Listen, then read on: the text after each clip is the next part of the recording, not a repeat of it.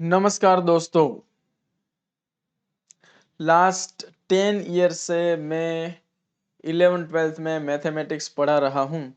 इतने सालों में मैंने जितने भी क्लास 12 जीएससीबी के क्वेश्चन पेपर्स बोर्ड के देखे हैं, उसमें से मुझे जो सबसे टफ पेपर लगता है वो है जुलाई 2018 का मैथ्स का पेपर, जो आज के सेशन में हम सॉल्व करने जा रहे हैं। तो एक तरीके से आप अपने आने वाले बोर्ड एग्जाम के लिए प्रिपरेशन कर रहे हैं, तो ये आज का जो पेपर है ये आपके लिए बेंचमार्क साबित हो सकता है। आपको ये सोचना है कि इससे टफ पेपर आपके सामने नहीं आ सकता है। तो चलिए आज का सेशन बहुत ही एनर्जी के साथ स्टार्ट करते हैं। उम्मीद करता हूं कि सब लोग साथ साथ में क्वेश्चन सोल्व करते जाएंगे। और जैसा कि आप जानते हैं, हम फोकस करते हैं पार्ट ए के 50 एमसीक्यूज पे। सेशन के एंड में आपको पार्ट बी के section A B C D के सारे क्वेश्चंस भी दिखाऊंगा। आप चाहे तो उसको भी सोल्व कर सकते हैं, लेकिन उसमें से मोस्ट ऑफ क्वेश्चंस एनसीईआरटी के ही होते हैं, इसलिए उसको हम सोल्व नहीं करते हैं। सो सब लोग पेन पेपर लेके मेरे साथ चलिए। जैसे ही क्वेश्चन दिखे वीडियो को पॉज करिए, सोल्व करिए और एंड में देखिए कि 50 में से कितने क्वेश्चंस आपसे सोल्व हुए, कितने क्वेश्चंस का आंसर गलत आया और कितने क्वेश्चंस ऐसे थे जो आप सोल्व ही नहीं कर पाए। चलिए स्टार्ट करते हैं विद द फर्स्ट क्वेश्चन। तो ये तो बहुत सिंपल क्वेश्चन है हमारे पास। अगर आप देखेंगे तो इंटीग्रेशन के अंदर न्यूमेरेटर में x है, डिनोमिनेटर में sec है। उसको अगर न्यूमेरेटर में लिखूं तो वो cos x हो जाएगा, क्योंकि 1/sec cos होता है। यहाँ पे आप ध्यान से अगर देख पा रहे हैं तो पावर में -2 है, तो इसको नीचे लिख लूं तो x sin x plus cos x का स्क्वायर हो जाएगा। जब भी इस तरीके का क्वेश्चन आए तो 99% गारंटी है कि नीचे जो फंक्शन है x sin x plus cos x, उसका डेरिवेटिव ये होगा और आंसर आएगा -1/x sin x plus cos x। लेकिन अगर सबको ये समझ में नहीं आता है तो क्वेश्चन को हम ऐसे भी सोल्व कर सकते हैं। x sin x plus cos x को t लेना चाहिए, फिर इसको डिफ्रेंशिएट करें तो x as it is sine का derivative cos x plus sine x as it is x का डेरिवेटिव 1 प्लस cos x का derivative minus sine x dx and t का डेरिवेटिव dt। सो फाइनली आप देख पा रहे होंगे साइन माइनस साइन कैंसिल हो जाएगा and x cos x dx equal to dt हो जाएगा। आपने देखा क्या, x cos x dx जो है वो dt हो चुका है, डिनोमिनेटर में जो भी है वो t का स्क्वायर हो चुका है और इसका इंटीग्रेशन आपको याद होना चाहिए -1/t। और वापस t की वैल्यू रखेंगे तो आपको कुछ इस तरीके से आंसर मिलेगा। चलिए जल्दी से नेक्स्ट क्वेश्चन। आप जानते हैं कि हमारा जो यहाँ पे कोशिश होता है वो ये कि मिनिमम टाइम में हम मैक्सिमम क्वेश्चंस है वो सॉल्व करते हैं। तो ये बहुत जरूरी है कि बहुत स्पीड से हम आगे बढ़े ताकि विद इन 1 आवर में हमारा सॉल्यूशन कंप्लीट हो सके।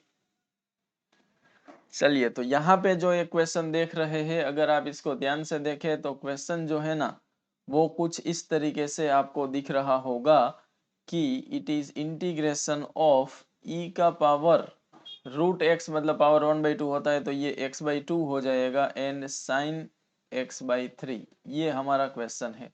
अगर आपने इस चैनल पे देखा हो तो इंटीग्रेशन शॉर्ट ट्रिक करके भी एक प्लेलिस्ट है जिसमें ये शॉर्ट ट्रिक हमने डिस्कस किया है कि e की power ax into sine bx अगर कहीं पे भी आ जाए तो इंटीग्रेशन बाई पार्ट से इसका इंटीग्रेशन होता है, या फिर अगर डायरेक्ट फॉर्मूला आपको याद है तो e⁻ax divide by a square plus b square into a sine minus b cos, ये होता है इसका इंटीग्रेशन।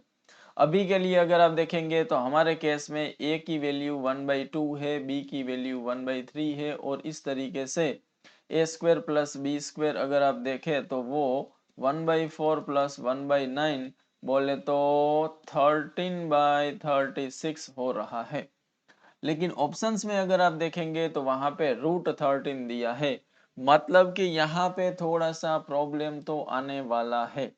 तो हम क्या करें, इसी को यहाँ से अगर मैं आगे ले जाऊं तो इसको हम क्या कर सकते हैं, e⁻ax है ना, उसमें क्या आपने देखा कि square root of a square plus b square को बाहर रखा है, और बाकी सब अंदर ले गए हो सकते हैं, तो ये साइन बी एक्स, इधर एक्स आएगा, and minus B by square root of A square plus B square के बाजू में है कॉस बी एक्स, ऐसा कुछ बन सकता है। लेकिन आप देख रहे होंगे कि ये square root of A square plus B square कर दिया, √13 तो आ गया, फिर भी अभी ये 36 का भी स्क्वायर रूट, 6 का कहीं पे अता पता नहीं है।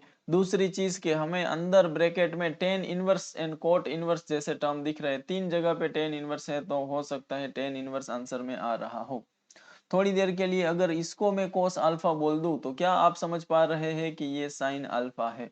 और अगर ऐसा हो जाता है तो ये e raise to A x divide by square root of A square plus B square, और अंदर जो है ना वो है sine cos minus cos sine, मतलब कि sine B x minus alpha. ध्यान से देखिए।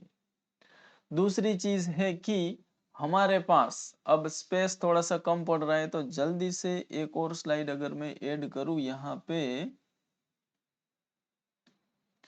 तो अगर आप ध्यान से देखें तो फिर वो स्लाइड चली जाएगी। अच्छा कोई बात नहीं, इधर थोड़ा सा देख लेते हैं कि हमने cos alpha sorry sine alpha की जो वैल्यू ली है ना वो है b divide by square root of A square plus B square, and cos alpha की जो वैल्यू है वो है a by square root of A square plus B square. तो क्या आप देख पा रहे हैं कि टेन अल्फा की वैल्यू b बाई ए आ रही है, so alpha equal to tan inverse b by ए होना चाहिए। b हमारे पास था 1/3 और a था 1/2, तो क्या आप समझे कि अल्फा की वैल्यू टेन इनवर्स 2/3 होनी चाहिए। टेन इनवर्स 2/3 ये दो जगह पे है और इधर भी है और सब जगह पे माइनस भी है। तो अब तो आगे क्वेश्चन सोल्व करना बनता है। तो सबसे पहले तो हमारे पास अगर यहाँ पे e raise to A x है, तो यहाँ पे भी e raise to A x answer में आता है, तो आंसर में हम e रेस टू x/2 लिख देते हैं। दूसरी बात कि ए स्क्वायर प्लस बी स्क्वायर की वैल्यू ऐसी थी, तो हमने क्या किया,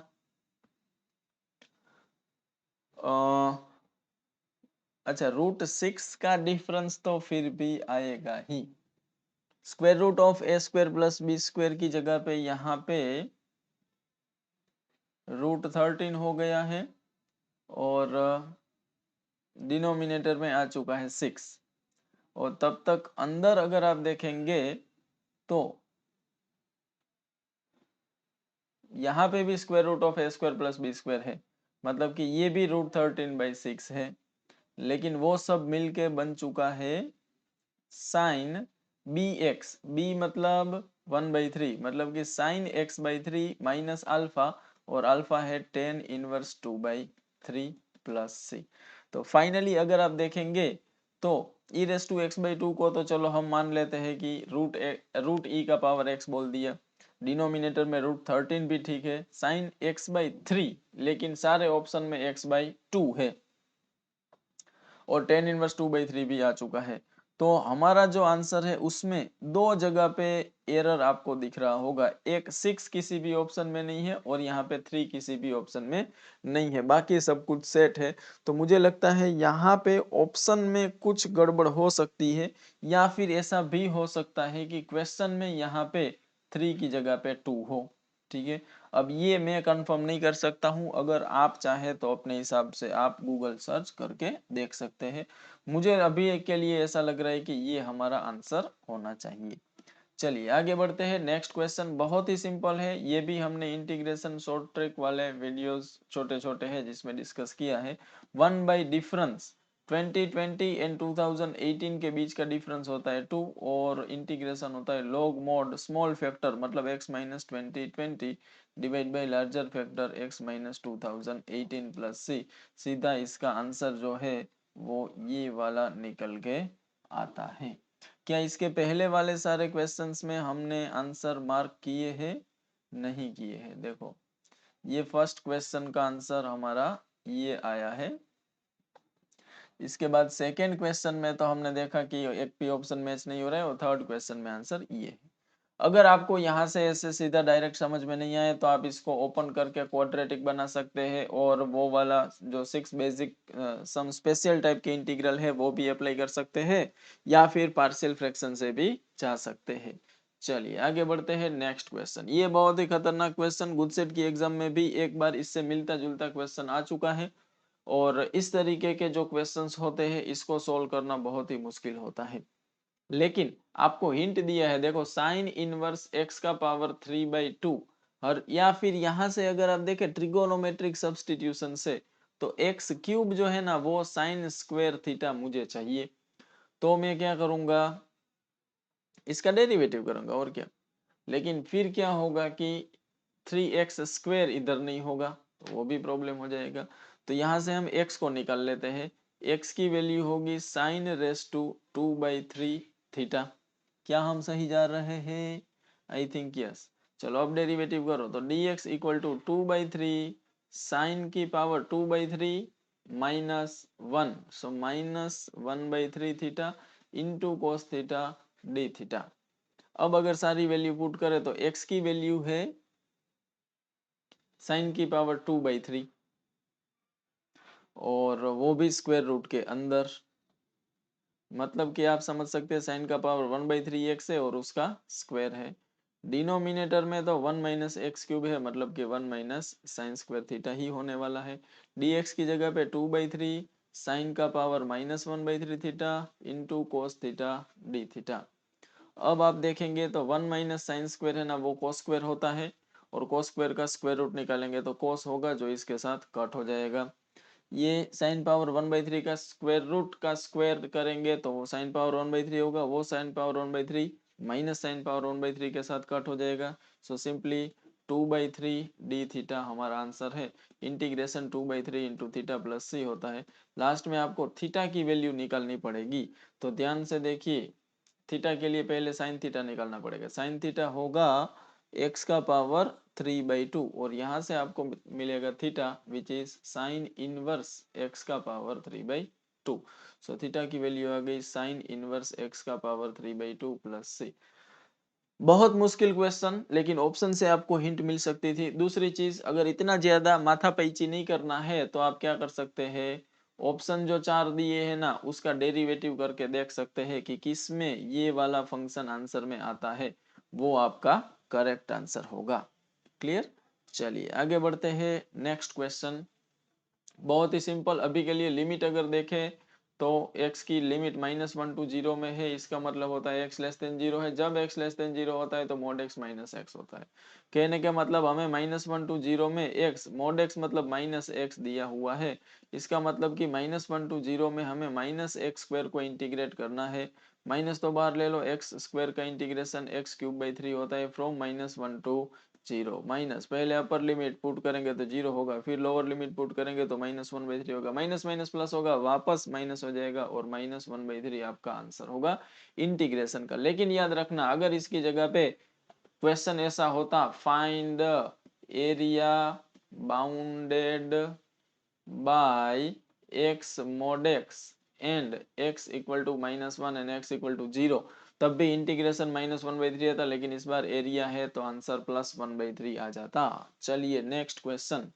n से n+1 तक में हमें f ऑफ x का इंटीग्रेशन पता है, वो 2n-1 होता है। तो 1 to 11 में हम क्यों फाइंड करें भाई, 1 to 11 में सीधा हमें नहीं मिल सकता, इसके लिए हमें पहले 1 to 2 में f ऑफ x को इंटीग्रेट करना पड़ेगा, उसके बाद 2 से 3 में f ऑफ x को इंटीग्रेट करना पड़ेगा, उसके बाद 3 to 4 में f ऑफ x को इंटीग्रेट करेंगे और लास्ट में जाके हम 10 से 11 तक f ऑफ x को इंटीग्रेट करेंगे। तो n टू n+1 में इंटीग्रेशन करने से 2 इंटू लोअर लिमिट -1 आंसर आता है, तो इसमें भी 2 इंटू लोअर लिमिट -1 आंसर आएगा। उसके बाद भी 2 इंटू लोअर लिमिट -1 आंसर आएगा, उसके बाद भी 2 इंटू लोअर लिमिट -1 आंसर आएगा और लास्ट में भी 2 इंटू लोअर लिमिट -1 आंसर आएगा। पहले पहले वाले सारे टर्म्स है उसमें से 2 कॉमन निकाले तो 1 + 2 + 3 2 10 तक के फर्स्ट 10 नेचुरल नंबर का सम है। उसके बाद -1 -1 -1 है 10 टाइम्स। तो 2 इंटू फर्स्ट 10 नेचुरल नंबर का सम होता है n/2 इंटू n+1 और -1 10 टाइम्स है तो वो -10 हो जाएगा। ये 2 से 2 कैंसिल हो जाएगा। 11 110 -10 होता है 100।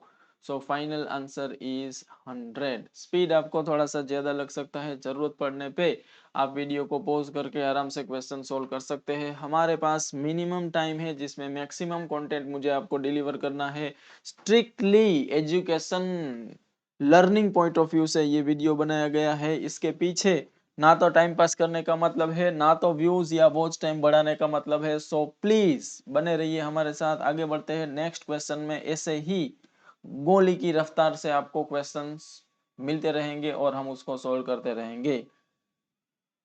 ये भी हमने इंटीग्रेशन शॉर्ट ट्रिक में डिस्कस किया है। कभी भी ए टू बी में आपको एफ ऑफ एक्स के नीचे एफ ऑफ एक्स मिले, बाजू में प्लस मिले और उसके बाजू में F of A plus B minus X मिले इंटीग्रेशन में, तो इसका integration B minus A by two plus C तो नहीं होता डिफाइनाइट इंटीग्रेशन में। तो ऐसा आंसर होता है। अभी अगर देखें तो 0 to 2 4 3 6 2036 तक का लिमिट है। ऊपर 2 रेस टू एक्स है, नीचे भी 2 रेस टू एक्स है, बाजू में ये थोड़ा प्रिंटिंग मिस्टेक है, 2 की पावर में 0 + 4036 - x एग्जैक्ट यही फॉर्म बन रहा है। तो आपका आंसर होना चाहिए इंटीग्रेशन का b - a डिवाइडेड बाई 2, मतलब कि 2018। 2018 का पेपर है और आंसर भी 2018 है।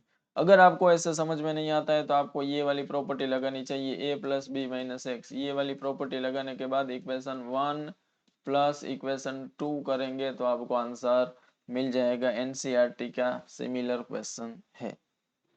चलिए नेक्स्ट क्वेश्चन में एफ डैश एक्स दिया है, एफ ऑफ 0 1/3 सी फाइंड करना है। तो ध्यान से देखिए, एफ डैश एक्स जो दिया है ना 3 sin x - 4 sin cube x, इसको देख के क्या आपको किसी की याद आती है? यस, ये sin 3x की फॉर्मूला है। सोचो एफ डैश एक्स अगर sin 3x है तो एफ ऑफ एक्स क्या होगा?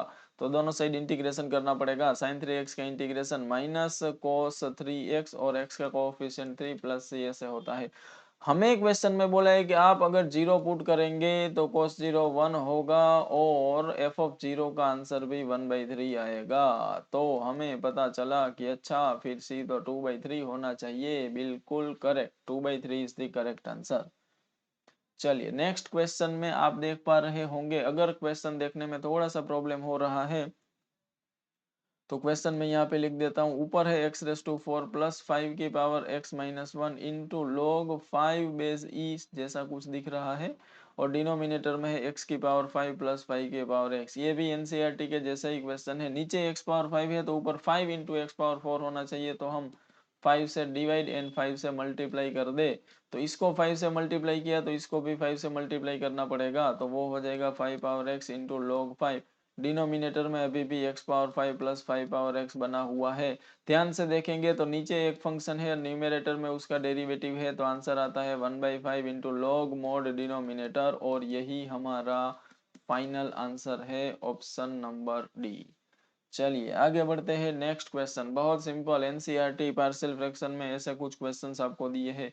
इस तरीके के क्वेश्चन में आपको क्या करना होता है, ये जो x पावर 100 है उसमें से x पावर 100 कॉमन निकालो तो 1 + 1/x पावर 100 बन जाएगा, और x पावर 100 बाहर आके एक x ऑलरेडी था तो 101 हो जाएगा। ऐसा होने के बाद ये जो ब्रैकेट है ना 1 + x की पावर -100 उसको t लेना होता है। फिर डिफ्रेंसिएशन करेंगे तो -100 x की पावर -101 dx = dt हो जाएगा।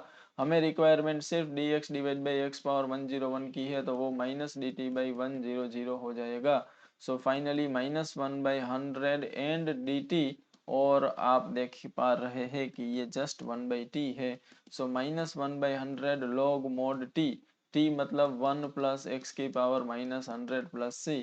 इसको थोड़ा सा सिंप्लीफाई करके लिखे तो ये x की पावर एलसीएम लेने के बाद ऐसा बनेगा। अगर ऐसा कोई ऑप्शन नहीं है तो माइनस आगे है, उसको आप log के पावर में भी जाने दे सकते हैं, और ऐसा करने से x पावर 100 है ना वो ऊपर आ जाएगा। तो यहाँ पे x पावर 100 ऊपर है और आगे माइनस नहीं है, वो वाला हमारा आंसर है। क्लियर। चलिए आगे बढ़ते हैं। प्रोबेबिलिटी के क्वेश्चन में क्या आप जानते हैं कि p of b dash given है कंडीशनल प्रोबेबिलिटी, ये होता है 1 - P of B given A, P of B given A की फॉर्मूला तो आपको याद ही होगी, P of A intersection B divide by P of A. So 1 minus P of A तो हमारे पास है, लेकिन P of A intersection B नहीं है, तो थोड़ा सा साइड में जाके मैं P of A intersection B find कर लेता हूँ। क्या आप जानते हैं P of A intersection B होता है P of A plus P of B minus P of A union B. सारी वैल्यूज हमारे पास है तो पुट करो, 0.25 प्लस 0.55 माइनस 0.65, तो 0.15 होना चाहिए ऐसा मुझे लग रहा है। तो 0.15 डिवाइड बाई पी ऑफ ए हमारे पास 0.25 है। पॉइंट को एलिमिनेट करेंगे, 5 3 जा 15, 5 5 जा 5 माइनस 3 2/5। अब 2 को 5 से डिवाइड करें तो क्या आता है भाई, 0.4। Yes, so 0.4 is the right answer. चलिए next question, A1 A2 two independent event है भाई। अगर कोई इंडिपेंडेंट इवेंट होती है तो P of A1 intersection A2 जो है ना, वो P of A1 into P of A2 के इक्वल हो जाता है।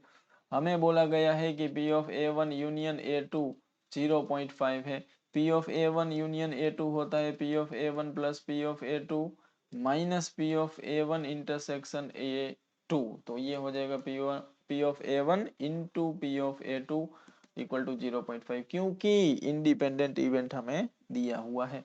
सारी वैल्यूज अगर पुट करें तो A1 का प्रोबेबिलिटी 0.2 है, A2 का प्रोबेबिलिटी हमें फाइंड करना है minus 0.2 P of A2 equal to 0.5। 0.5 में से 0.2 जाएगा तो 0.3 रहेगा। 1 टाइम A2 में से 0.8 टाइम्स A2 जाएगा तो 0.8 टाइम्स P ऑफ A2 रहेगा। So P of A2 equal to 3/8 and 3/8 is the right answer.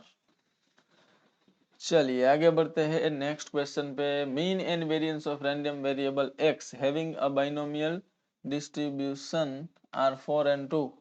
Then अच्छा, एक बाइनोमियल डिस्ट्रीब्यूशन है जिसका मीन जो है ना वो है 4 एंड वेरिएंस जो है वो है 2। आपको फाइंड करना है p of x equal to 3। Binomial distribution की अगर फॉर्मूला याद है तो ये होता है NCR, p का पावर r एंड q का पावर n माइनस r। ठीक है, ये सोल्व करने के लिए देखो, ये r x या r कुछ भी बोलो, इधर मैं x लिख देता हूँ। चलो, तो x की वैल्यू तो हमें पता है 3 है। क्वेश्चन सोल्व करने के लिए हमारे पास n p n q होना चाहिए। बहुत ही जरूरी क्वेश्चन, इस तरीके के क्वेश्चंस गुड सेट में भी कई बार पूछे जा चुके हैं। याद रखना है, मीन होता है NP एंड वेरिएंस होता है NPQ।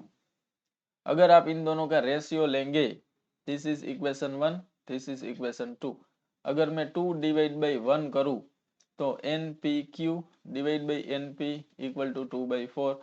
इस तरीके से मुझे Q मिल जाएगा 1/2। आप जानते होंगे P प्लस Q 1 होता है, Q अगर 1/2 है तो P भी 1/2 होगा।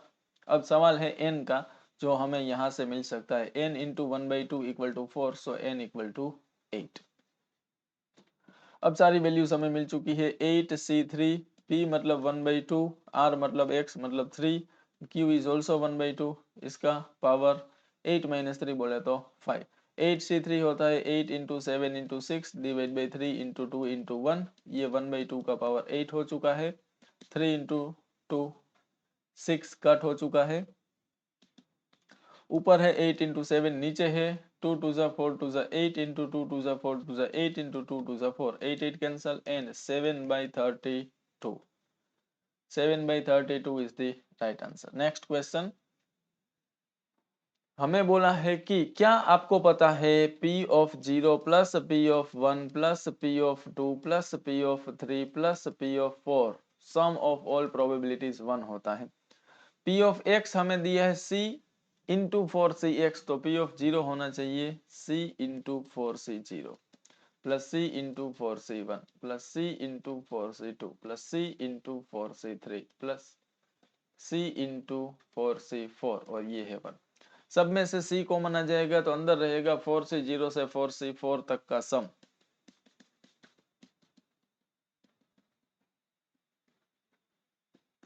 और क्लास 11 बाइनोमियल में आपने सीखा होगा 4C0 से 4C4 तक का सम होता है 2⁴। सो C इक्वल टू 1/4 4 जा 16, 1/16 इज द राइट आंसर। इसने यहाँ पे गलती कर दी। चलिए next, unbiased coin is tossed if one coin, देखो भाई, two unbiased coin is are tossed, दो अनबायस्ड कॉइन को अगर आप टॉस करेंगे तो H H H T T H and T T ऐसे आउटकम्स मिलेंगे। हमें बोला है एक कॉइन अगर हेड को शो करेगा तो बताओ कि अदर कॉइन भी हेड को शो करे उसकी प्रोबेबिलिटी। देखो भाई, टोटल आउटकम तो हमारे पास 4 है, एक कॉइन अगर हेड को शो करे ऐसे तो 3 ऑप्शन है, लेकिन दूसरा भी हेड को शो करे ऐसा सिर्फ एक ही ऑप्शन है। So answer will be, again इसने गलती कर दी है 1/4। तो ध्यान रखना, ये किसी बच्चे का पेपर स्कैन करके दिया हुआ है, उसने जो आंसर टिक किए हैं वो करेक्ट होंगे ऐसा जरूरी नहीं है। चलिए आगे बढ़ते हैं, next question. Corner point of a visible region ऐसा है, जेड जो है ना वो है P x plus Q y. हमें बोला है ये दो पॉइंट्स ऐसे हैं जहां पे हमें मैक्सिमम वैल्यू मिल रही है। अगर ये दोनों पॉइंट पे मैक्सिमम वैल्यू है तो 15,25 पे जो वैल्यू होगी वो 15p प्लस 25q होगी, और 0,30 पे जो वैल्यू होगी वो 30q होगी, और क्योंकि दोनों मैक्सिमम है तो ये दोनों वैल्यूज इक्वल होंगी। सो 15p इक्वल टू 5q होगा। सो P बाई क्यू की अगर बात करें तो 1/3 होगा। तो P बाई क्यू 1/3 यहाँ पे आपको दिख रहा है। चलिए नेक्स्ट क्वेश्चन में आपको कुछ कॉर्नर पॉइंट्स दिए हैं, एक ऑब्जेक्टिव फंक्शन दिया है, आपको उसकी मिनिमम वैल्यू फाइंड करनी है। तो क्या लगता है आपको? मुझे लगता है कि इस पॉइंट पे जो z की वैल्यू होगी ना वो मिनिमम होगी। 3 3 जा 9 प्लस 3 2 जा 6 कितना होता है? 15। तो यही मिनिमम होगी, क्योंकि बाकी सारी वैल्यूज में आप एक्स वाई कोऑर्डिनेट देखो बड़े बड़े हैं, और फिर 3x एंड 2y की वैल्यू भी बड़ी आएगी, उसका सम भी बड़ा आएगा, तो मिनिमम वैल्यू 15 ही होगी। बाकी कॉर्नर पॉइंट्स पे आप वैल्यू चेक कर सकते हैं, 15 से ऑलवेज आपको ज्यादा वैल्यू मिलेगी। चलिए आगे बढ़ते हैं, next question. Continuity and differentiability chapter number 5 का क्वेश्चन है। कोई भी एक फंक्शन अगर x इक्वल टू 0 पे कंटिन्यूअस है तो उसका मतलब होता है limit x tends to 0 f of x and f of 0 दोनों इक्वल है। f ऑफ 0 तो हमें दिख रहा है 1 है, लेकिन लिमिट x टेंड्स टू 0 का मतलब होता है x not equal to 0। x not equal to 0 पे फंक्शन है sin 5x into 10kx divide by x square है, वो बांट दो दोनों में x x। sin 5x को 5x की रिक्वायरमेंट होती है तो इसको 5 से मल्टीप्लाई डिवाइड कर दिया, 10kx को k की रिक्वायरमेंट होती है तो इसको k से मल्टीप्लाई डिवाइड कर दिया। sin 5x बाई 5x 1 होता है, 10kx बाई kx भी 1 होता है। सो 5k इक्वल टू 1 है, so k equal to 1/5। So k की वैल्यू हमें पूछी थी जो होगी 1/5। नेक्स्ट क्वेश्चन, ये बहुत इंटरेस्टिंग क्वेश्चन, ऐसे एक बार मैंने बोर्ड में भी देखा है, एक बार गुडसेट में भी ऐसा क्वेश्चन देखा है। सेक एक्स डिग्री का डेरिवेटिव पूछा है, तो ध्यान रखना डेरिवेटिव जो भी ट्रिगोनोमेट्रिक फंक्शन का होता है उसमें जरूरी है कि उसका एंगल जो है ना वो रेडियन में होना चाहिए। डिग्री में है तो उसका डेरिवेटिव नहीं हो सकता। तो पहले x डिग्री को रेडियन में कन्वर्ट करना पड़ेगा, उसके लिए पाई बाई 180 से मल्टीप्लाई करना पड़ेगा। अब इसका डेरिवेटिव हो सकता है सेक x इंटू 10x, x की जगह पे है x pi by 180, x pi by 180। और क्योंकि हमने सेक का ही डेरिवेटिव किया है तो इंटरनल फंक्शन का डेरिवेटिव भी करना पड़ेगा, डेरिवेटिव ऑफ कंपोजिट फंक्शन, और we can say that chain rule में आपको x का कोएफिशिएंट या इंटरनल फंक्शन के डेरिवेटिव से मल्टीप्लाई करना पड़ता है। अब x पाई बाई 18 को वापस x पाई बाई 180 को वापस आप x डिग्री बोल सकते हैं, तो यहाँ पे सेक x डिग्री, और हमें 30 डिग्री पे पूछा था तो सेक 30 degree into 10 30 degree into pi by 180, ये हमारा आंसर हो सकता है। सेक 30 cos 30 होता है √3/2, तो ये 2/√3 हो जाएगा। 10 30 होता है 1/√3 इंटू पाई बाई 180, तो ऊपर है पाई नीचे है 3 एंड ये 2 से कट होकर 90 बन जाएगा। सो पाई बाई 9 3 जा 270, pi by 270 is the right answer. चलिए नेक्स्ट क्वेश्चन, हमें दिया है error in measurement of period. Period मतलब टाइम पीरियड हो सकता है, फिजिक्स आपको मुझसे बेटर आता होगा। तो डेल्टा टी आपको दिया है 2% ऑफ टी, मतलब कि 2/100 ऑफ टी। दूसरा हमें पूछा है परसेंटेज एरर इन लेंथ, मतलब कि डेल्टा एल हमें पूछा है। अगर डेल्टा एल आपको फाइंड करना है तो ये रहा एल, एल को पहले सब्जेक्ट बना लो तो क्वेश्चन थोड़ा इजी हो जाएगा। तो T square equal to 4 pi square L divide by G. L को अगर सब्जेक्ट बनाए तो एल हो जाएगा GT² डिवाइड बाई 4π²। अब आप जानते होंगे अप्रोक्सीमेशन में delta L by delta T है ना, वो DL बाई DT के इक्वल होता है। सो यहाँ से हमें पता चला कि डेल्टा एल जो है ना वो DL by DT into delta T जितना होगा। डेल्टा टी तो हमें पता है कि इतना है, लेकिन DL बाई DT नहीं पता है, तो निकालो। DL बाई DT टी के रिस्पेक्ट में डिफ्रेंसिएशन करेंगे तो जी कांस्टेंट है, T² का 2T होगा, एक 2 नीचे ये वाले 4 के साथ कट हो जाएगा तो 2π² इतना रहेगा। सारी वैल्यूज पुट करो तो GT divide by 2π² and delta T हमारे पास है 2/100 इंटू टी। वापस से ये 2 से 2 कट हो जाएगा।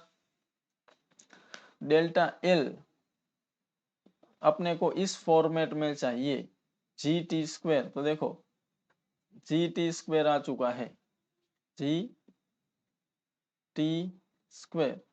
बाकी हमें नीचे चाहिए 4π², तो π² भी आ चुका है, 2 से 2 कट हो चुका है, 100 हमारे पास है। अगर यहाँ पे 4 चाहिए तो 4 से मल्टीप्लाई भी करना पड़ेगा। अब ये जो ब्रैकेट है ना, ध्यान से देखिए, डेल्टा एल इक्वल टू 4/100 के बाजू में जो है ना वो एल बन चुका है, मतलब कि डेल्टा एल क्या हुआ, 4% ऑफ एल। तो भाई 4% का एरर आएगा। अगर टाइम पीरियड मेजर करने में 2% का एरर है तो लेंथ मेजर करने में 4% का एरर आएगा। चलिए नेक्स्ट क्वेश्चन में y2 फाइंड करना है भाई। तो y2 फाइंड करने के लिए पहले तो हमारे पास y1 होना चाहिए। y1 मतलब कि dy बाई dx होता है, dy बाई dx मतलब dy by dt divide by dx by dt। Parametric equation के डेरिवेटिव्स आपको याद होने चाहिए। y हमारे पास है 2at, तो dy बाई dt होना चाहिए 2a। x हमारे पास है at² तो dx बाई dt होना चाहिए 2at। इस तरीके से हमें dy बाई dx मतलब कि y1 मिलता है 1/t। y2 अगर आपको चाहिए तो 1/t को भी डिफरेंशिएट करना पड़ेगा, विच इज -1/t²। लेकिन क्योंकि हम x के रिस्पेक्ट में डिफरेंशिएशन कर रहे हैं तो 1/t का -1/t² तो हुआ, बट फिर t का dt बाई dx भी करना पड़ेगा। सो -1/t² हमने dx बाई dt यहाँ पे निकाला था, 2at आया है, लेकिन ये dt बाई dx है, ध्यान से देखो उसका रेसिप्रोकल है तो 1/2at होगा। और फाइनल आंसर -1/2at क्यूब आना चाहिए, -1/2at³ option A is the right answer. चलिए नेक्स्ट क्वेश्चन में हमें बोला गया है कि rate of change of length of diagonal of square with respect to its area. तो एक स्क्वायर है, मान लीजिए कि इसका लेंथ हम x ले लेते हैं, तो इसका डायगोनल अगर पाइथागोरस से आप फाइंड करेंगे तो √2x आएगा। हमें पूछा है कि हमें डेरिवेटिव चाहिए, किसका, किसके रिस्पेक्ट में। तो derivative the rate of change of diagonal of square मतलब कि √2x का रेट ऑफ चेंज चाहिए, किसके रिस्पेक्ट में, विथ रिस्पेक्ट टू इस एरिया। एरिया होता है x²। तो हमें √2x का डेरिवेटिव x² के रिस्पेक्ट में पूछा है। तो क्या आप समझ पाए कि हमें d by D x of √2x divide by d/dx of x² चाहिए। तो √2x का डेरिवेटिव तो √2 होता है, x² का डेरिवेटिव 2x होता है, मतलब कि 1/√2 इंटू x, ये हमारा आंसर है। लेकिन हमें बोला है कि एरिया जो है ना वो 20 है और एरिया x² होता है, इसका मतलब x की वैल्यू √20 है। तो x की वैल्यू अगर पुट कर दे तो √2 एंड √20 मिलके हो जाएगा 1/√40 और ये होता है 2√10। सो 1/2√10 यूनिट इज द आंसर। चलिए नेक्स्ट क्वेश्चन। दो कर्व हमें दिए हैं और हमें बोला है कि दोनों राइट एंगल पे इंटरसेक्ट करते हैं। अगर दो का राइट एंगल पे इंटरसेक्ट करते हैं तो उसके स्लोप का प्रोडक्ट -1 होगा। तो फर्स्ट कर्व का स्लोप अगर हम फाइंड करें m1 तो वो उसके डेरिवेटिव से मिलता है, मतलब a into A raise to x. Second curve का स्लोप अगर फाइंड करें तो वो उसके डेरिवेटिव से मिलता है, मतलब कि -b e raise to -x। अब अगर दोनों ऑर्थोगोनल है तो m1 इंटू m2 -1 होगा, मतलब कि a e raise to x into -b e raise to -x equal to -1। e raise to x and e raise to -x cut हो जाते हैं तो -ab इक्वल टू -1, मतलब ab इक्वल टू 1, मतलब a and b दोनों एक दूसरे के रेसिप्रोकल है, मतलब a इक्वल टू 1/b। चलिए area of region bounded by this. तो तीन लाइन हमें दी है। सबसे पहले अगर फर्स्ट लाइन को हम ड्रॉ करें तो y को 0 ले लेंगे तो x आपको 8 मिलेगा, और अगर आप x को 0 लेंगे तो y आपको -8/2 -4 मिलेगा। ये गलती कर दी। 0, -4।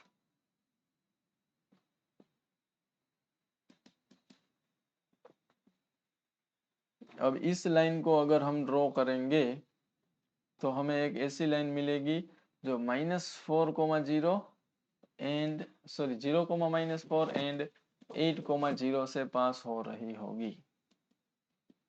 ये तो हमने ड्रॉ की है ये वाली लाइन। दूसरी लाइन है y = -3, तो y = -3 इससे थोड़ा सा ऊपर होगी। एक और लाइन है y = -1, वो इससे भी थोड़ा और ऊपर होगी, तो ये है y = -1। अपने को जो एरिया चाहिए वो इन तीनों लाइन एंड y एक्सिस के बीच वाला, मतलब ये वाला एरिया हमें चाहिए। तो क्या करें, तो इस एरिया के लिए आपको इंटीग्रेशन करना पड़ेगा -3 to -1 किसका, इस लाइन का, और y के एक्सिस के रिस्पेक्ट में, तो y के रिस्पेक्ट में इंटीग्रेशन करना पड़ेगा, तो x को सब्जेक्ट बनाना पड़ेगा 2y + 8। 2y का इंटीग्रेशन y² होता है, 8 का इंटीग्रेशन 8y होता है, लिमिट है -3 to -1। बहुत ही ध्यान से, -1 का स्क्वायर 1, -8 माइनस -3 का स्क्वायर 9 माइनस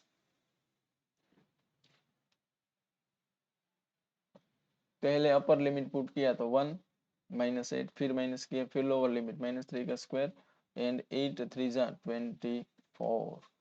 1 -8 -7 होता है, -9 -24, 24 से 14 से 15, सो 15 22 -22, लेकिन एरिया प्लस होता है। ओ माय गॉड, हमारा आंसर गलत आ गया।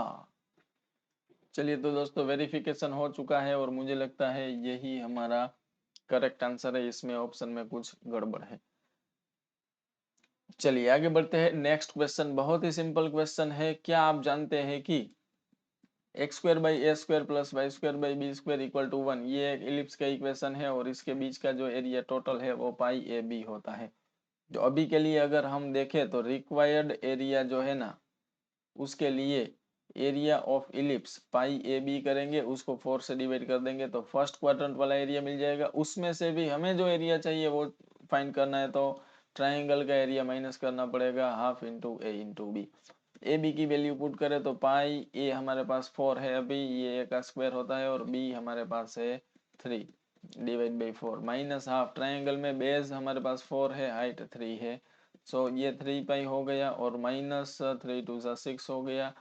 ऑप्शन में 3 कॉमन निकाला है तो पाई -2, ये हमारा आंसर होगा 3 टाइम्स पाई -2। चलिए आगे बढ़ते हैं। Next question, area of region bounded bye y² = 8x and x + y = 8। तो आप जानते हैं कि y² = 8x जो है वो ऐसा एक पैराबोला होता है एंड y = -x। ध्यान से देखो, y = -x जो स्ट्रेट लाइन है वो कुछ इस तरीके से होती है। तो हमें जो एरिया चाहिए वो ये वाला एरिया है। इसके लिए हमें दोनों इक्वेशंस को सोल्व करके पहले तो ये लाइन निकालनी पड़ेगी, क्योंकि जो एरिया बन रहा है वो x = 0 and x = this line के बीच में है। तो हमारे पास y की वैल्यू -x है, वो वैल्यू यहाँ पे रखो, तो x² = 8x आएगा, तो x हमें मिलेगा 8। तो x है एक है x = 0, दूसरी लाइन है x = 8।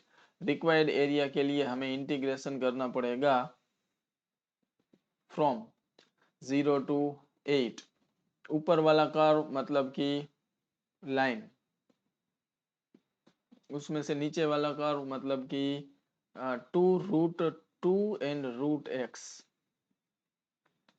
और इसका इंटीग्रेशन करना पड़ेगा। माइनस माइनस कॉमन निकल के प्लस कर देते क्योंकि हमें एरिया ही निकालना है, या फिर चलो माइनस बाहर रख देते हैं तो माइनस। अब इसका इंटीग्रेशन होगा x² / 2 + 2√2 कांस्टेंट, √x का इंटीग्रेशन होता है x⁻³ आगे 2/3 और लिमिट है 0 to 8 का।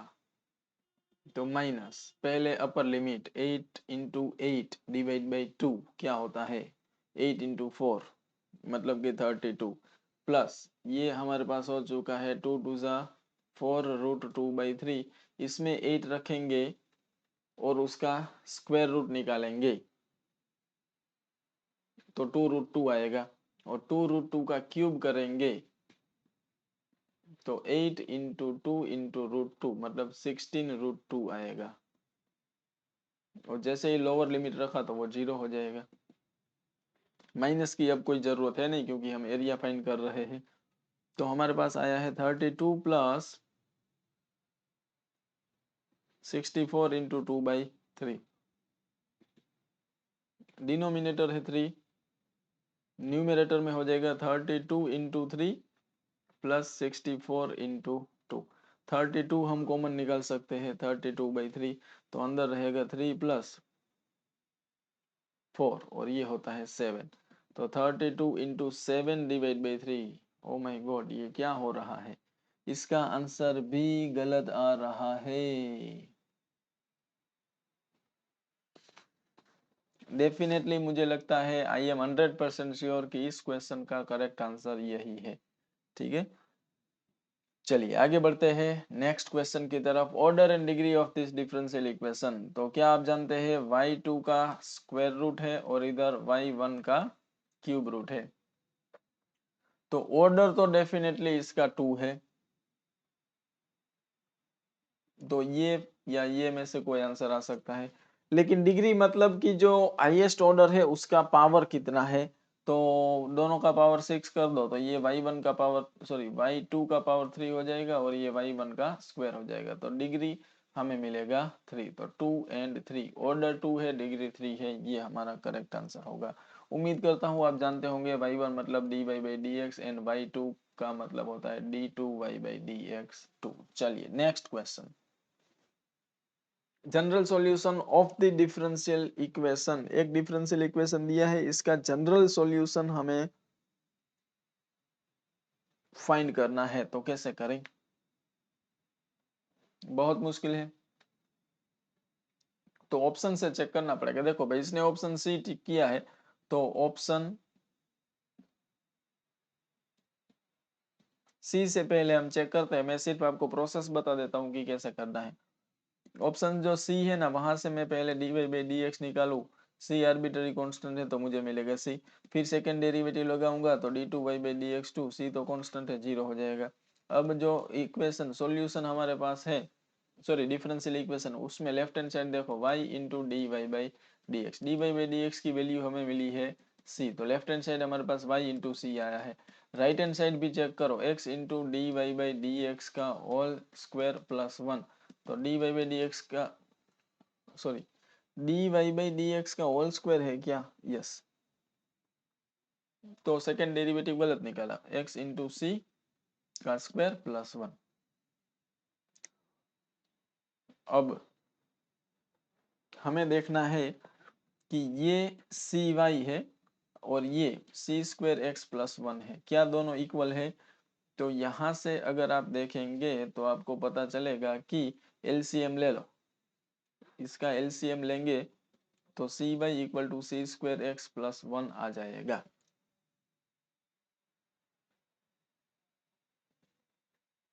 मतलब ये होता है कि ऑप्शन सी जो है ना वो डिफरेंशियल इक्वेशन को सेटिस्फाई कर रहा है, तो वही उसका सॉल्यूशन होना चाहिए। चलो आगे, मतलब कि option C is the right answer.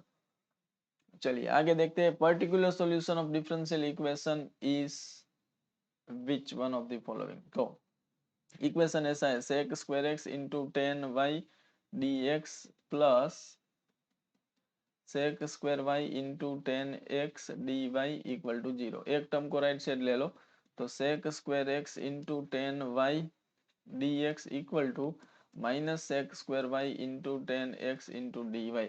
Variables को सेपरेट करो, तो sec square x into D x divide by 10x equal to minus sec square y into D y divide by 10y। अब इसको इंटीग्रेट करो बोथ साइड, तो नीचे function ऊपर derivative, तो log mod 10x equal to minus log mod 10y।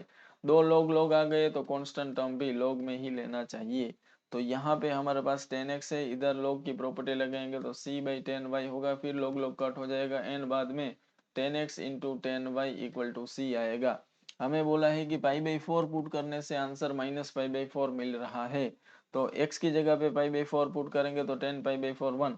तो y आपको -π/4 मिल रहा है, तो ये -1 होगा इक्वल टू c। तो c की वैल्यू अगर हम -1 लेते हैं तो वो हमारा आंसर होगा। c की जगह पे -1, तो मुझे कहीं पे भी नहीं दिख रहा है, यहाँ पे -2 दिख रहा है, लेकिन -2 तो आंसर में आ सकता है क्या? नहीं आ सकता है। तो यहाँ पे भी क्वेश्चन में थोड़ा सा चेंज है। या तो यहाँ पे -1 होना चाहिए, या फिर ये 1 की जगह पे आगे माइनस का साइन होना चाहिए, वो हमारा करेक्ट आंसर होगा। क्लियर? चलो आगे बढ़ते हैं। Next question, unit vector orthogonal to both of this. तो अगर इस वेक्टर को मैं ए बोल दूं और इस वेक्टर को बी बोल दूं, तो ए एंड बी दोनों को परपेंडिकुलर वेक्टर अगर चाहिए, perpendicular to A and B both, तो हमें मिलता है ए क्रॉस बी से। ए क्रॉस बी मिलता है क्रॉस प्रोडक्ट से, मतलब कि डिटर्मिनेंट से। 1 2 3 2 -1 4। इसका डिटर्मिनेंट अगर हम निकालेंगे तो 4 2 8 प्लस 3 11, फिर 4 -6 -2 बट +2, -1 -4 -5। ये तो हमें मिला दोनों को परपेंडिकुलर वेक्टर, हमें चाहिए था दोनों को परपेंडिकुलर यूनिट वेक्टर। तो 11 2 -5 कहीं पे दिख रहा है, 11 2 -5 11 2 -5, ओहो हो, -1 -4 11 2 -5 कहीं पे नहीं मिल रहा है, तो यूनिट वेक्टर शायद हो सकता है कुछ कट हो गया हो। यूनिट वेक्टर जो है ना, वो आपको मिलता है vector divide by its magnitude से। तो वेक्टर है 11 2 -5 और उसका मैग्नीट्यूड है 1 2 1 + 4 + 25। तो 1 2 1 + 29 10 5 150। 150 का स्क्वायर रूट क्या होता है? 15 into 10, 5 into 3, 5 into 2, so 5 into √6, 5 into √6, तो प्लस और माइनस तो आगे आएगा ही। 11/5√6, 2/5√6 एंड -5/5√6, मतलब -1/√6। 11 2 -1, तो ये हमारा आंसर नहीं हो सकता क्योंकि दोनों नेगेटिव है। ये हमारा आंसर हो सकता है। ये जो है ना, ये आंसर भी नहीं हो सकता है। 11 2 -1 ये भी हो सकता है। 5√6 5√6 √6, तो इधर क्या प्रॉब्लम था? 11 2 -1। मुझे लगता है कि सी एंड डी दोनों आंसर सेम है। देखो, अगर ऑप्शन सी को मैं माइनस से मल्टीप्लाई कर दूं तो 11 -2 -1 हो जाएगा ना। अच्छा, तो फाइनली ऑप्शन डी आपको दिख रहा है, जो हमारा यूनिट वेक्टर आया उससे के साथ मैच कर रहा है। चलिए next question, A and B हमें दिया है और हमें फाइंड करना है component of vector B on vector A. इसकी फॉर्मूला आपको याद रखनी है, A dot B divide by magnitude of A. तो ए डॉट बी अगर हम करेंगे तो -3 1 0 का डॉट प्रोडक्ट 1 -1 -1 के साथ डिवाइड बाई मैग्नीट्यूड ऑफ ए, मतलब 3 3 9 +1। so -3 -1 + 0 डिवाइड बाई √10, बोले तो -4/√10 इज द राइट आंसर। चलिए next question, area of parallelogram which adjacent sides are this. तो इसको अगर मैं ए बोल दूं और इसको बी बोल दूं, तो एक पैरेललोग्राम ऐसा है जिसकी एडजेसेंट साइड 2 3 0 एंड दूसरी एडजेसेंट साइड है 3 0 4, और हमें चाहिए इसका एरिया। एरिया हमें मिलता है ए क्रॉस बी के मैग्नीट्यूड से। तो पहले तो ए क्रॉस बी निकालो, तो आई जे के 2 3 0 3 0 4, और ये होता है 4 3 12, 4 2 8 बट -8 एंड 0 -3 3 9। अब निकालना पड़ेगा इसका मैग्नीट्यूड, वो बहुत मुश्किल काम है। 144 + 64 + 81, तो 144 + 64 + 81, 448 + 1 9 18 और 289। 289 किसका स्क्वायर रूट है भाई? अब वो देख लेना आप, 17 का ही शायद है स्क्वायर रूट ऑफ 289। 17 का स्क्वायर भी करके देख लेता हूँ। 1 14 49 9 8 2, yes 17 is the right answer. चलिए आगे बढ़ते हैं। एक ट्राइंगल हमें दिया है ए बी सी, जिसमें ए है 3,1, बी है 2,3 एंड सी है 5,1। हमें चाहिए एंगल बी। एंगल बी हमें कैसे मिलेगा? बी ए का डॉट प्रोडक्ट अगर करें बी सी के साथ, तो ये होता है magnitude of B A magnitude of B C into cos of B. B A मतलब ए माइनस बी मतलब कि 3 minus 2 1, B A minus B 1 minus 3 minus 2 dot B C मतलब C minus B 5 minus 2 3 1 minus 3 minus 2, इन दोनों का magnitude 1+4 और इधर 9+4 into cos of B, dot product करें तो 3 प्लस 2 2 सा 4 equal to √5 √13, yes, into cos B, तो 4 5 6 7 by √65 is cos B, so 7 by √65 cos inverse के अंदर, ये हमारा आंसर है।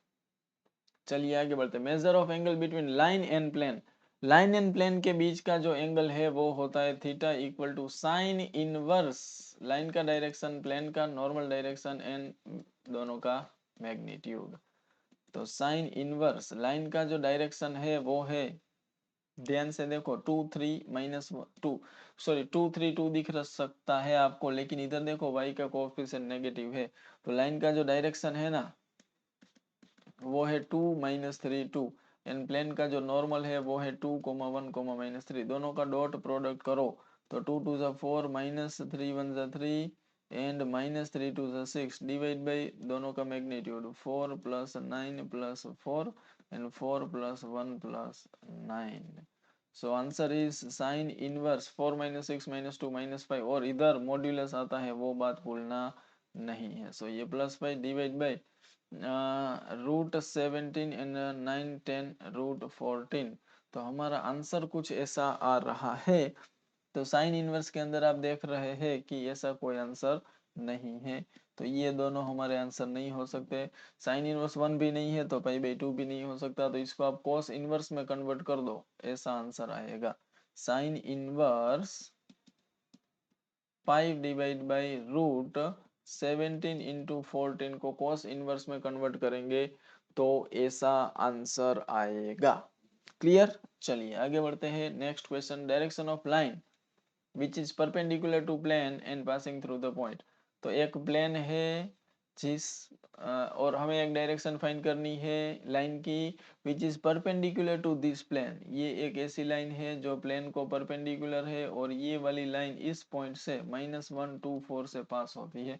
प्लेन का नॉर्मल हमें पता है कि 3 -4 7 है, तो लाइन का डायरेक्शन वही हो जाएगा। इक्वेशन ऑफ लाइन जस्ट आपको याद होना चाहिए कि R equal to A plus lambda B होता है, लेकिन हमें सिर्फ direction of line perpendicular to this चाहिए, तो 3 -4 7, या फिर इसको अगर माइनस से मल्टीप्लाई करें तो -3 4 7 हमारा आंसर है।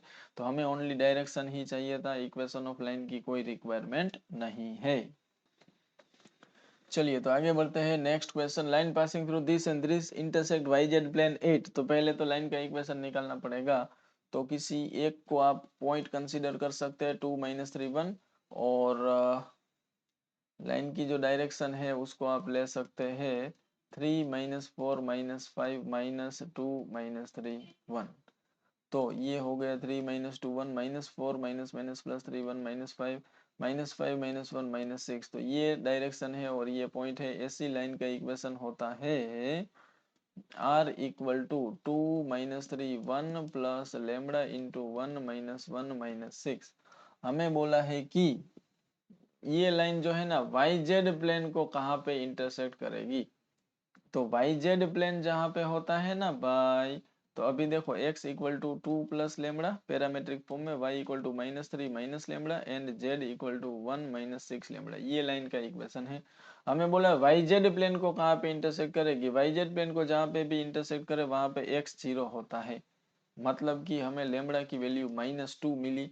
लेमड़ा की वैल्यू अगर -2 है तो y जो है ना वो -3 माइनस माइनस +2 मतलब कि -1, एंड z की वैल्यू जो है ना 1 -6 -2 मतलब कि 6 2 12 13 होनी चाहिए, तो -1 एंड 13, x तो पहले से 0 था, ये हमारा आंसर है। चलो नेक्स्ट क्वेश्चन, लाइन एक दिया है, एक दूसरी लाइन दी है, हमें दोनों का इंटरसेक्टिंग पॉइंट फाइंड करना है, तो पहले तो दोनों लाइन को ठीक से समझना बहुत जरूरी है। x plus 2/3 equal to Y -2/-1 equal to Z plus 1/0, ये एक लाइन है।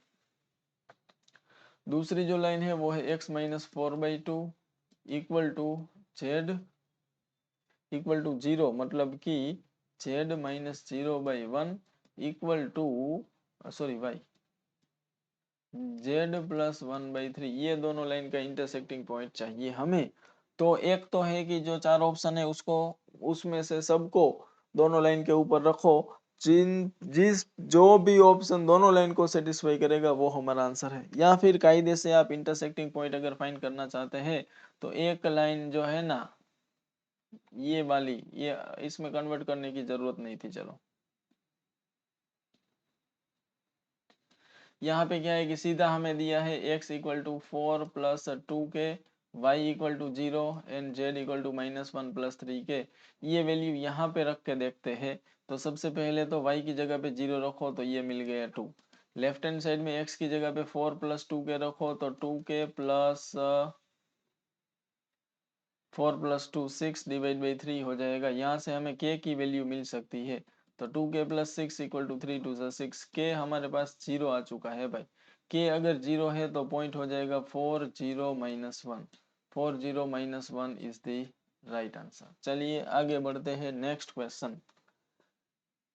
ये पूरा जो क्वेश्चन है ना दोस्तों, इसमें ऑनेस्टली मैं आपको बताना चाहूंगा कि स्केलन ट्राइंगल मतलब ऐसा ट्राइंगल होता है जिसके all the 3 sides and 3 angles different होते हैं। सिर्फ इतना ही मुझे पता चला, बाकी इस क्वेश्चन में मुझे कोई आइडिया नहीं है कि इसको कैसे सोल्व करना है। तो ये क्वेश्चन मैं आपके ऊपर छोड़ता हूँ।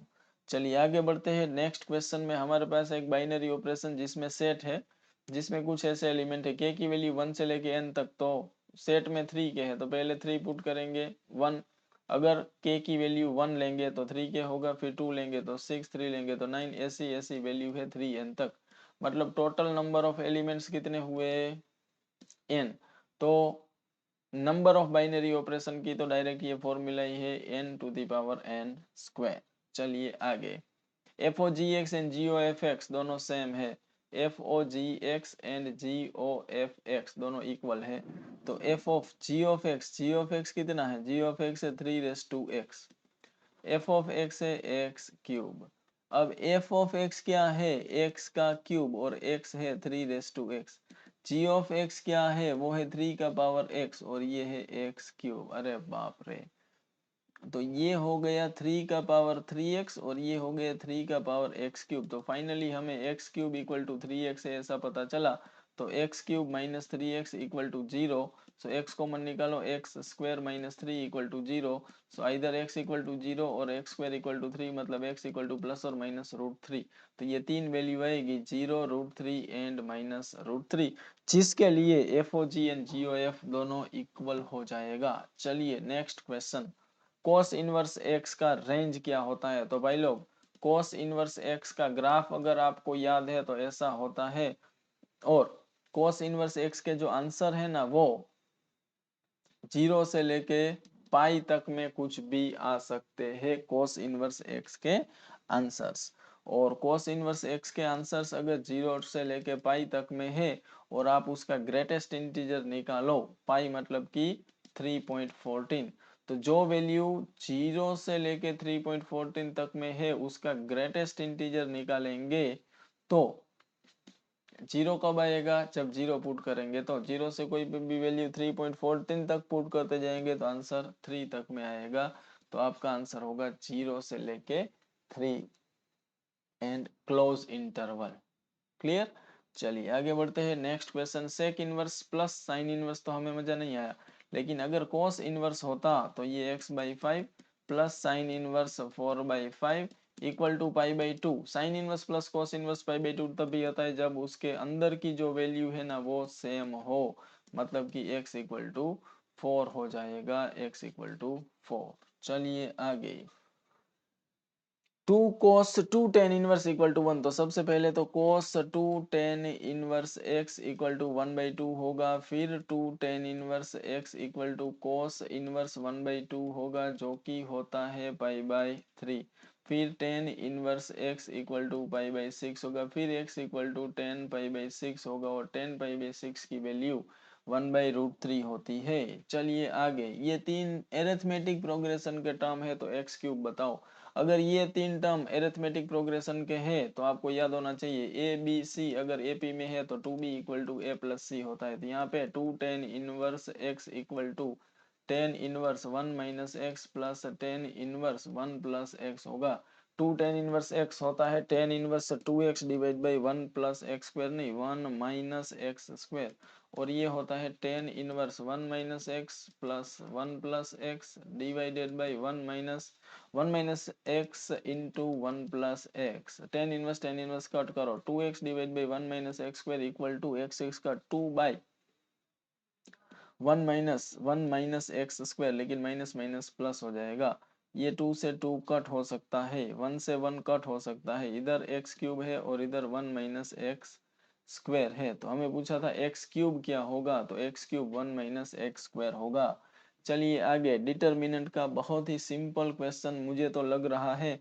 फर्स्ट कॉलम से ए स्क्वायर कॉमन तो 0bc बचेगा, सेकेंड कॉलम से बी स्क्वायर कॉमन निकालो तो वहां पे a0c बचेगा, थर्ड कॉलम से सी स्क्वायर कॉमन निकालो तो वहां से ए बी 0 बचेगा। आंसर हमें दिया है m into A B C का पावर k। तो यहाँ पे A square B square C square, इसकी वैल्यू होगी 0 से अगर एक्सपेंड करें तो 0 माइनस ए के साथ आएगा 0 minus B C, plus A के साथ में आएगा B C minus 0 equal to m times A B C का पावर k।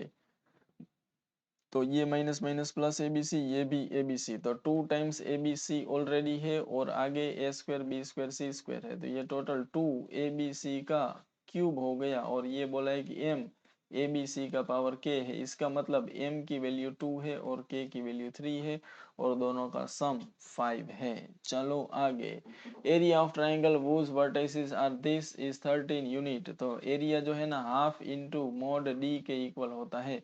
तो एरिया हमें दिया है 13 equal to half mod D, मतलब मॉड्यूलस ऑफ डिटर्मिनेंट 8 2 के 4 6 7 एंड 1 1 1। अब ये 13 टू ज़ा 26 हो जाएगा, इधर डिटर्मिनेंट की वैल्यू 8 इंटू 4 माइनस 7 माइनस 2 के माइनस 6 प्लस 1 7 के माइनस 24। सो और इसका भी मोड, ये सबसे जरूरी बात है। तो 4 माइनस 7 माइनस 3 माइनस 24 माइनस 2 के प्लस 12 प्लस 7 के माइनस 24 का मोड जो है ना वो 26 के इक्वल हो रहा है। तो 7 के माइनस 2 के 5 के और ये 12, तो माइनस 12 अभी बचा है, माइनस 36 बचा है, इक्वल टू 26 भी हो सकता है, माइनस 26 भी हो सकता है क्योंकि मोड हमने रिमूव किया है। सो 5 के इक्वल टू 36 प्लस 26 62 और माइनस 26 प्लस 36 तो 10। तो k की वैल्यू क्या हो सकती है, या तो 62/5 होगी या फिर 10/5 बोले तो 2। सो ऑप्शन में हमारे पास सिर्फ 2 है, तो ये हमारा आंसर है, या फिर ये भी आंसर हो सकता था। चलिए नेक्स्ट क्वेश्चन, इधर आप सिर्फ डिटर्मिनेंट निकालो, sine 2π/9 into cos 5π/18 minus cos 2π/9 into sine 5π/18। Sine cos cos sine होता है साइन 2π/9 माइनस 5π/18। अगर ठीक से एलसीएम लेंगे तो साइन 4π माइनस 5π/18 दिखेगा। तो साइन के अंदर माइनस π/18, साइन माइनस बाहर निकाल सकते हैं, तो माइनस साइन π/18, ये हमारा आंसर होगा ऑप्शन डी। चलिए, ए बी सी तीन मैट्रिक्स दिए हैं, हमें बोला है A B into C is M cross N matrices, then तो ए का ऑर्डर जो है ना वो 1 क्रॉस 3 है, बी का ऑर्डर 3 क्रॉस 3 है और इसका ऑर्डर 3 क्रॉस 1 है। तो ए बी का ऑर्डर जो है ना, ए बी का ऑर्डर क्या होगा भाई, ए इंटू बी का ऑर्डर होगा 1 क्रॉस 3। इसको जब सी के साथ मल्टीप्लाई करेंगे तो जो आपको आंसर मिलेगा ए बी सी, उसका जो ऑर्डर है वो 1 क्रॉस 1 होगा, इसका मतलब m इक्वल टू n होगा। तो ये हमारा आंसर है। चलिए नेक्स्ट क्वेश्चन, समेशन ऑफ ए आई, और समेशन की इंटरवल है 1 to 4, मतलब कि A1 plus A2 plus A3 plus A4, ये हमें फाइंड करना है। तो बहुत सिंपल बात है, A1 plus A2 minus 3A2 equal to -6 है, मतलब कि A1 minus 3A2 equal to -6 नहीं -2A2, ये हमें मिला इक्वेशन नंबर 1। दूसरी बात है कि 4 minus 3A1 equal to -A1 है, तो 2A1 equal to 4, so A1 equal to 2 हमें मिला। आगे अगर बात करें तो 3 -3A4 equal to -2A4, so A4 की वैल्यू हमें मिली 3। और लास्ट को अगर कंपेयर करें A3 plus A4 minus 3A2 equal to 1, A3 कितना है नहीं पता है, A4 कितना है 3, A2 कितना है वो यहाँ से निकालना पड़ेगा। तो 2 minus 2A2 equal to -6, so 2A2 equal to 8, so A2 equal to 4। तो A2 हो गया 4 3 जा -12 equal to 1, so A3 equal to -9, उधर जाके +9, तो 10। तो ये सारी वैल्यूज हमें मिल चुकी है और हमें सबका सम पूछा है। 4 9 6 7 8 9 10 19, ऑप्शन में 19 है नहीं, तो आप देख लेना आपको क्या करना है, इसका फर्स्ट एलिमेंट माइनस इसका फर्स्ट एलिमेंट इक्वल टू -6, ऐसे करके आपको 4 इक्वेशन मिलेंगे। चारों को आपको सोल्व करना है, A1 A2 A3 A4 की वैल्यू मिलेगी, हमें सबका सम फाइंड करना है। एक बार जल्दी से मैं वेरीफाई कर लेता हूँ। चलिए, तो एक थोड़ा सा एरर यहाँ पे मिला है, A3 प्लस A4 -3A3 था, -3A3, तो A3 की वैल्यू हमारे पास कितनी है, अच्छा A3 की वैल्यू ही हमें फाइंड करनी थी। चलिए चलिए जल्दी से,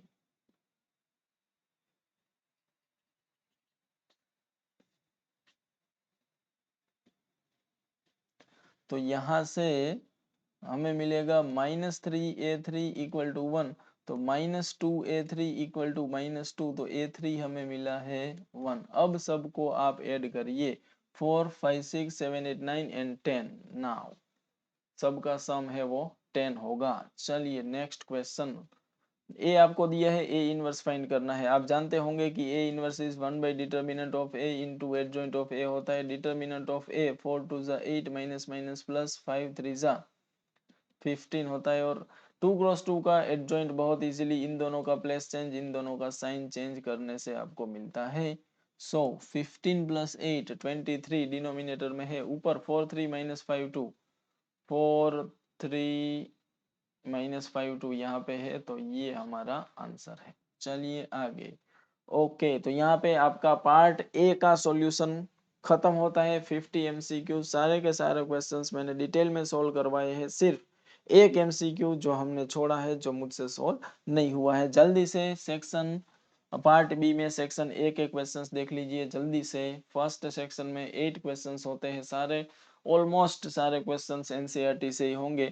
ये 2018 का पेपर थोड़ा डिफिकल्ट था, तो कुछ कुछ क्वेश्चंस हो सकते हैं कि आपको डिफरेंट दिखाई दे। ये बहुत डेंजर क्वेश्चन है, क्वेश्चन नंबर 9 जीएससीबी की ओल्ड टेक्स्ट बुक का क्वेश्चन है। सेक्शन बी के 3 मार्क्स के क्वेश्चन 9 10 के बाद 11 12 13, ध्यान से देखिए सारे क्वेश्चंस, इसको सोल्व करने की ट्राई करिए, कहीं से भी सॉल्यूशन निकालिए। सारे के सारे क्वेश्चंस बहुत ही इंपॉर्टेंट है। मेरे पास अब इतना टाइम नहीं है कि ये सारे थ्योरी के क्वेश्चंस भी सॉल्व करवाऊं, तो थोड़ा सा एफर्ट आप भी लगाइए। चलिए आगे के last section number C 4 mark question, बहुत ही अच्छे अच्छे क्वेश्चन है। और ये वाला जो क्वेश्चन है, ये क्वेश्चन 2022 जेईई मेंस का क्वेश्चन है, देखो बहुत खतरनाक खतरनाक भाई खतरनाक। चलिए, तो लास्ट क्वेश्चन आपके सामने है, और यहाँ पे आज का सेशन हमारा कंप्लीट होता है। उम्मीद करता हूँ कि आज का वीडियो आपको बहुत ही इंटरेस्टिंग लगा होगा, इसमें से आपको बहुत कुछ सीखने को मिला होगा। मैं बहुत अच्छी तरीके से जानता हूं कि आज का वीडियो में जो डिलीवरी था यहाँ पे कंटेंट का, वो बहुत स्पीड में हुआ है, क्योंकि पेपर थोड़ा डिफिकल्ट था। 1 आवर में उसको कंप्लीट करना बहुत मुश्किल था।